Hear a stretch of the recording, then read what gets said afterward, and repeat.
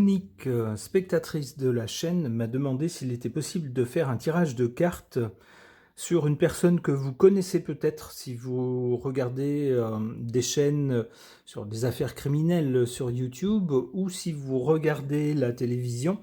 Il s'agit de monsieur Michel Marie. Alors qui est ce monsieur ? On nous le présente ici comme intervenant sur une chaîne de télé. Alors je découvre ça parce que je ne regarde pas la télévision, donc je découvre qu'il officie à la télé, alors que je l'ai découvert moi sur YouTube, intervenant sur faisant de courts rapports sur des affaires criminelles. Il me semble que c'était la chaîne du Nouveau Détective, quelque chose comme ça. Alors, on nous dit que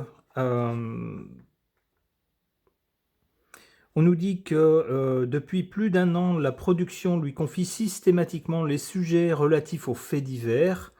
Par exemple, l'affaire de la jeune Lola ou la jeune Lina en Alsace ou le petit Émile, par exemple. On nous précise que ce journaliste d'investigation a à son actif une longue carrière de chroniqueur judiciaire qui a commencé par hasard par un job d'été au Nouveau Détective alors qu'il n'avait que 22 ans. Il sortait de 2 années d'études de droit. Il avait été attiré pendant un moment par les forces de l'ordre, mais il s'est découvert une vocation dans le journalisme. Il dit, je le cite, « Le journaliste est plus libre que le flic, du coup ça m'a plu. L'investigation me plaisait énormément. » Durant sa période d'essai et son apprentissage sur le tas, il décroche 2 grosses exclusivités. Alors, lui-même décrira ces 2 opportunités comme 2 énormes coups de peau. Il est également, ce monsieur, auteur de plusieurs ouvrages. On nous dit qu'à 67 ans, il est célibataire. Alors j'ai lu ailleurs que c'est quelqu'un qui ne voulait pas se marier parce qu'il n'est pas sûr de pouvoir jurer fidélité éternelle. Voilà. Alors, il dit qu'il a pris sa retraite en avril dernier après 45 années passées au Nouveau Détective. Il dit « Je me suis débarrassé de tout ce qui, je cite, m'emmerde professionnellement pour garder des interventions sur C8 ou pour commenter les faits divers dans des podcasts. » Alors, il intervient également dans des magazines de faits divers, par exemple comme Enquête criminelle. Alors on nous dit que dans l'émission où il est régulièrement invité, on nous dit que sa singularité plaît à l'animateur de cette émission comme au chroniqueur. On nous dit que régulièrement l'animateur de C8 s'amuse de sa personnalité. Alors voilà, on nous dit qu'un personnage est né. Alors c'est vrai que c'est quelqu'un qui a son franc-parler. C'est pas quelqu'un qui va enrober les choses, mais qui va plutôt parler comme on parle, nous, dans la vie de tous les jours, avec une certaine gouaille.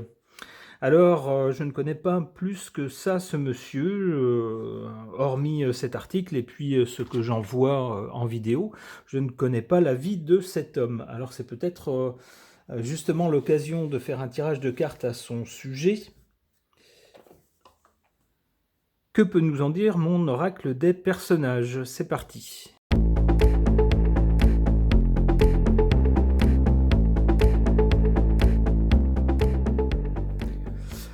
Alors, d'abord, on nous montre la carte d'une sainte ou d'un saint dans ce cas-là.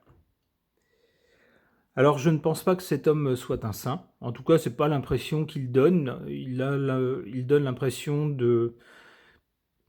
d'un homme avec une certaine gouaille, et puis lorsqu'on l'entend parler de la vie de certaines personnes impliquées dans les affaires, on sent que c'est quelqu'un qui, entre guillemets, pour parler entre adultes, connaît la vie.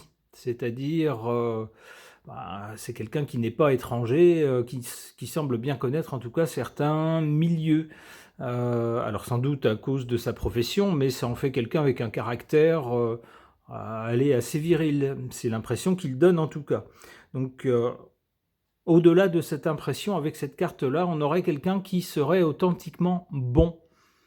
Quelqu'un qui aurait vraiment de bons sentiments. On nous parle ici d'altruisme, de bonté, de dévouement. Et c'est peut-être ce qui se cache derrière cette apparence et puis cette attitude un peu de gros ours, quoi, si vous voulez. De type un peu mal dégrossi, avec une certaine gouaille, eh bien il y a certainement de la bonté qui se cache en cet homme. Alors il en faut bien sûr pour s'intéresser au sort des gens, s'intéresser aux affaires criminelles et puis vouloir que justice soit faite, en tout cas déjà qu'on puisse connaître la vérité et ensuite permettre à la justice de faire son travail.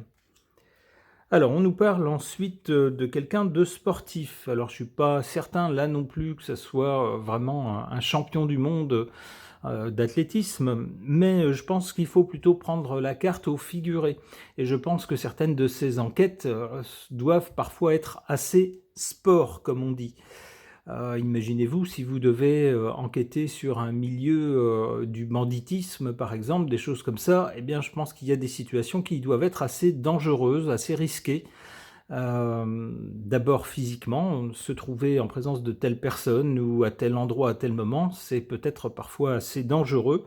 Et puis en plus, lorsque ce monsieur raconte ensuite les faits, même chose, on se doute que le milieu du banditisme n'aime pas trop qu'on révèle leurs affaires, leurs secrets et puis les habitudes des uns ou des autres. Donc c'est quelqu'un qui, sans doute, a dû courir des risques et être menacé parfois, ce qui rend son métier assez sportif. Enfin, on a cette carte de l'empathe. Un empathe, c'est quelqu'un qui ressent les émotions des autres. Alors, c'est très bien lorsqu'on fait ce genre de métier, si on s'intéresse aux autres, évidemment, ça ne peut pas être froidement, même si dans le cadre du journalisme, on s'intéresse aux faits et on ne peut pas, de façon arbitraire, prendre parti pour un tel ou désigner arbitrairement quelqu'un de coupable. Eh bien, il faut quand même avoir une certaine empathie, avoir une certaine un peu d'émotion pour les victimes. Essayer également l'empathie, c'est pas seulement envers les victimes, mais ça peut être aussi le fait de comprendre l'attitude d'un meurtrier. Par exemple, à un certain moment, telle personne s'est sentie complètement acculée ou a réagi face à une situation dangereuse, ça peut être ça. Ou ça peut être l'appât du gain pour quelqu'un qui soudain a été ruiné ou autre chose. Mais ça demande à se mettre en situation et puis à ressentir un peu ce qu'a pu ressentir telle personne. Alors sans pour autant l'approuver bien sûr. Mais c'est une belle qualité lorsqu'on fait son métier.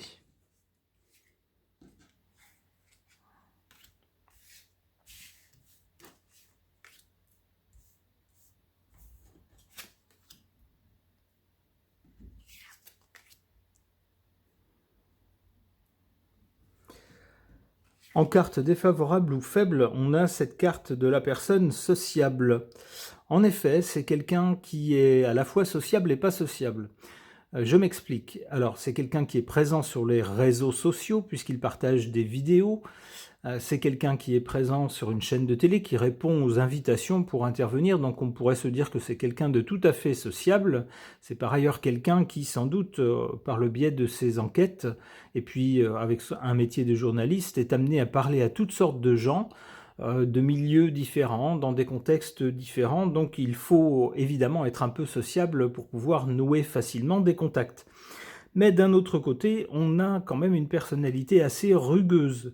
Lorsqu'on l'écoute, lorsqu'on l'entend raconter une affaire, on a l'impression de quelqu'un qui, malgré tout, a une forte personnalité, ce qui peut-être peut ne pas toujours passer auprès de tout le monde. Et dans l'article que je vous ai lu en présentation, on nous dit bien que s'il est invité régulièrement dans une émission de télé très populaire, c'est justement pour sa personnalité un peu d'ours, un peu rugueuse.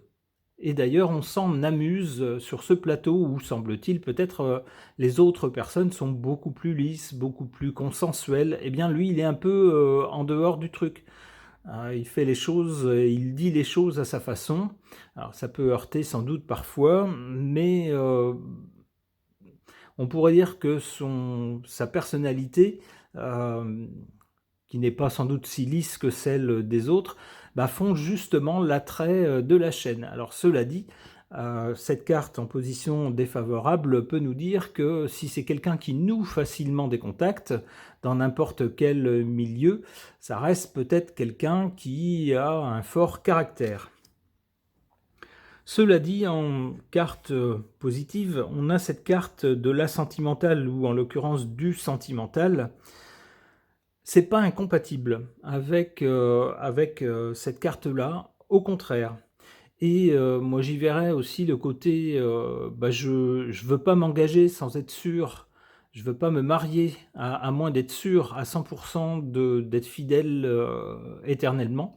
Ça je comprends très bien ce côté-là, et je pense que ça caractérise quelqu'un qui est très sérieux dans ses sentiments.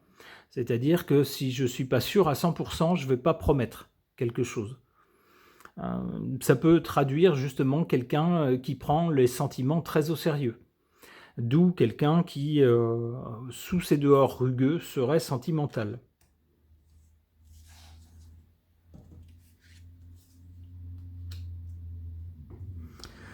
Assez étonnante cette carte pour ce monsieur, quelqu'un qui va sur le terrain, quelqu'un qui a failli être gendarme, qui a fait des études de droit, qui est journaliste. Cette carte du rêveur, eh bien peut-être que tout ça, tous ces domaines mis ensemble servent un idéal pour ce monsieur. L'idéal peut-être d'une société où il y aurait moins de crimes, moins de délits, où on parviendrait plus rapidement à mettre la main sur les criminels, par exemple. En tout cas, avec cette carte-là, on nous parle de quelqu'un qui a un univers intérieur riche, fécond, et qui a, on pourrait dire presque une vision des choses, une vision de la société. Alors on peut penser que ça s'applique à son métier. Effectivement, c'est quelqu'un qui a été confronté à beaucoup d'affaires, y compris sordides, des affaires criminelles où parfois les apparences sont trompeuses, où il faut chercher sur d'autres pistes. Eh bien, ça force à développer l'imagination à partir de certains indices, à partir de certains comportements, et l'intuition aussi, sentir que même si tout va dans tel sens, eh ben, l'intuition dit que quelque chose ne colle pas, il y a quelque chose qui ne va pas, qu'on n'a pas saisi. Tout ça, ça fait partie de l'univers intérieur. Alors je suis pas, finalement pas étonné que ce soit quelqu'un qui ait un univers intérieur assez riche, et donc qui puisse être qualifié de rêveur. Une dernière carte. Le professeur, ben c'est un peu ce qu'il fait maintenant, ce monsieur, puisque il publie en vidéo ou en étant invité dans des émissions des comptes rendus de faits divers ou d'affaires criminelles, en expliquant le déroulé des choses, en essayant d'expliquer aussi un peu la personnalité des différents protagonistes. Et lorsqu'on l'écoute, eh bien, on a l'impression d'y être, on a l'impression d'être dans ces affaires-là, de faire partie de l'équipe qui enquête, de suivre la progression. Et mine de rien, c'est une façon également d'enseigner, de transmettre son approche, sa façon d'approcher ces affaires criminelles, sa façon de les analyser, sa façon d'en tirer des conclusions. Ok. Concernant Monsieur Marie, que peuvent nous dire les cartes au sujet de cette personne? En général, j'interroge le tarot de Marseille.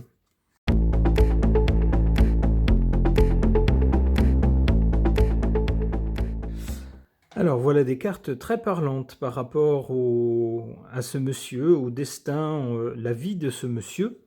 Qu'est-ce qu'on a au départ avec le diable? Bien sûr, on voit le crime, les affaires criminelles avec le diable. C'est très bien représenté par cette carte. On voit toutes les malversations, toutes les malhonnêtetés, tout le vice aussi du monde dans cette carte.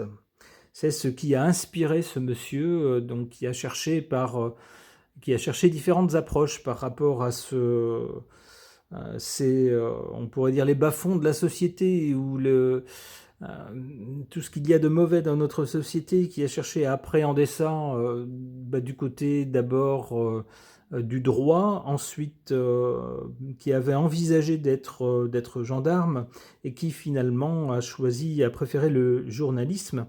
Alors on voit dans cette carte du battleur quelqu'un de jeune qui a différents outils sur sa table pour faire ce qu'il a à faire. Il peut utiliser différents outils. Et c'est quelqu'un qui est prêt, qui est plein d'enthousiasme, d'énergie, qui est jeune et qui a le choix. Donc peut tenter une chose ou une autre. Alors on a, je trouve, une bonne image de ce monsieur qui, donc finalement assez jeune, a hésité entre plusieurs possibilités pour s'intéresser au milieu des affaires criminelles. Et puis quelqu'un qui a gardé finalement, grâce à un métier de journaliste qui impose de bouger, d'être confronté à toutes sortes de choses, d'aller sans doute parfois sur le terrain, de nouer des contacts. C'est quelqu'un qui a probablement gardé un esprit assez jeune, assez actif, comme le montre cette carte. Et puis finalement, parvenu à la maturité, qu'est-ce qu'on a? On a avec cette carte du pape quelqu'un qui finalement fait référence, quelqu'un qui est écouté, quelqu'un qui, au fil des années, a accumulé de l'expérience, avec tout un tas de cas dont il peut parler, ce qu'il peut expliquer devant des gens plus jeunes. C'est d'ailleurs ce qu'il fait maintenant lors d'une émission de télé, des gens plus jeunes qui l'écoutent et qui l'apprécient.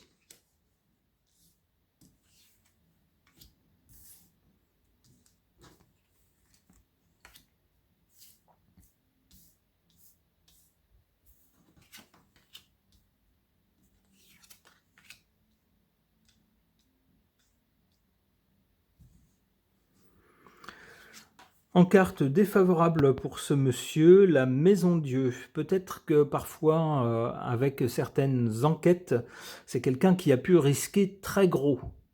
Alors, qui a pu risquer très gros pour lui. Comme je vous le disais tout à l'heure, il y a certains milieux qui sont très dangereux. Lorsqu'on s'en approche, attention, c'est votre vie qui est en danger. Surtout si après on s'amuse à raconter ce qui s'y passe. Donc c'est quelqu'un qui sans doute plusieurs fois a dû se mettre en danger. Alors non seulement lui, mais qui en plus par ses révélations a peut-être parfois pu faire tomber des personnes. Des personnes qui sans doute se croyaient intouchables, se croyaient plus malignes que les enquêteurs ou que la justice.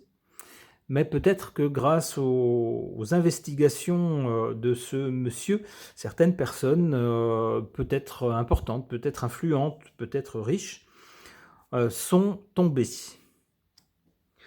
En carte favorable pour ce monsieur, eh bien, ma foi, c'est une consécration pour lui. On nous parle d'un empereur. Donc, c'est quelqu'un qui, semble-t-il, est tout à fait pour ce métier, pour ce qui l'a passionné toutes ces années, qui continue à le passionner, même si officiellement il est en retraite.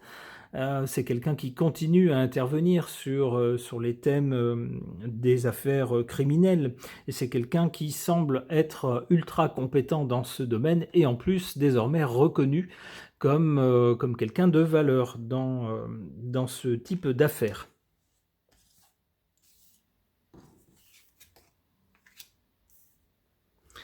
La tempérance du côté de l'avenir. Alors on a ici, avec la carte du pape, on voit l'évolution du jeune homme ici vers l'homme d'âge mûr. Et qu'est-ce qui suit? La tempérance. La tempérance, c'est quand on appuie un peu sur le frein et qu'on arrondit un peu les angles. Alors je ne connais pas l'âge de ce monsieur, je crois que l'article parlait de quelqu'un qui a 67 ans maintenant, quelque chose comme ça. Eh bien, peut-être qu'à cet âge-là, on commence à ressentir un peu les effets de l'âge. Peut-être qu'on commence à se rendre compte qu'on n'a plus 20 ans et qu'on ne peut plus peut-être bourlinguer à longueur de journée, de semaines et d'années, et qu'à un moment donné, il faut peut-être aussi un peu tempérer ses ardeurs et puis mettre un peu le pied sur le frein. C'est peut-être ce que nous dit cette carte. Une dernière carte pour ce monsieur.